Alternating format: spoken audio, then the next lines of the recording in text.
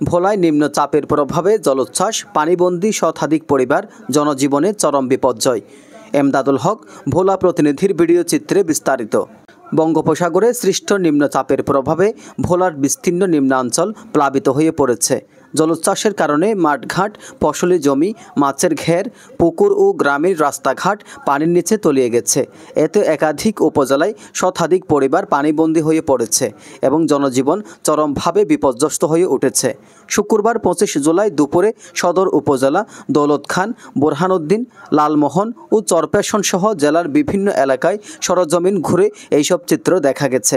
বিশেষ করে চরপেশনের চরকুকরি, মুকুরি, চালচর ও মুজিবনগর ইউনিয়নের বেশ কয়েকটি গ্রাম বর্তমানে পানিতে নিমজ্জিত। এসব এলাকায় ঘরবাড়ি ও চলাচলের রাস্তা পানির নিচে চলে যাওয়ায় মানুষ দুর্ভোগে পড়েছেন।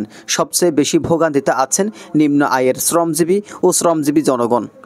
চরপেশনের ডালচর ইউনিয়নের বাসিন্দা মোহাম্মদ মনির জানান, আমাদের চরে কোনো বেড়িবাঁধ নেই, ফলে জোয়ারের পানিতে অনেকের বসতঘর তলিয়ে গেছে, কোনো আশ্রয়কেন্দ্র নেই। আমরা আতঙ্কে দিন পার করছি, এখনও নিশ্চিত নয় রাতটা কিভাবে কাটাবো। চরমানিকা ইউনিয়নের পানিবন্দী সিদ্দিক বলেন, মেঘনার পানি এসে বাড়িঘর ডুবিয়ে দিয়েছে, চলাচলের রাস্তাও পানিতে তলিয়ে গেছে। দুপুরে রান্না করতে পারিনি, জোয়ারের পানি না কমলে কোনোভাবেই সম্ভব না। পরিবার নিয়ে চরম দুর্ভোগে আছি। চরপেশন পানি উন্নয়ন বোর্ডের নির্বাহী প্রকৌশলী আসফাউদ্দৌলা জানান, বঙ্গোপসাগরের নিম্নচাপের কারণে নদ নদীর পানি বৃদ্ধি পেয়েছে। চরপেশনের নিম্নাঞ্চল প্লাবিত হয়েছে। জোয়ারের পানি এখনও বিপদসীমা অতিক্রম করেনি, তবে পরিস্থিতি পর্যবেক্ষণে রাখা হয়েছে। সম্ভাব্য 28 জুলাই পর্যন্ত এর প্রভাব থাকতে পারে। এই চিত্র ধারণ করা পর্যন্ত চরপেশনের আকাশ ছিল মেঘাচ্ছন্ন। হালকা থেকে মাঝারি বৃষ্টির পাশাপাশি ঝোড়ো হাওয়া বইছে।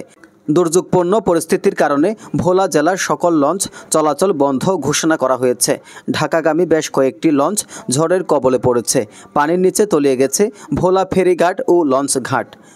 পল্টন থেকে যাত্রীরা নেমে স্থলে উঠতে পারছেন না, ফলে 20 লক্ষাধিক মানুষ এখন দেশের মূল ভূখণ্ড থেকে কার্যত বিচ্ছিন্ন অবস্থায় রয়েছে।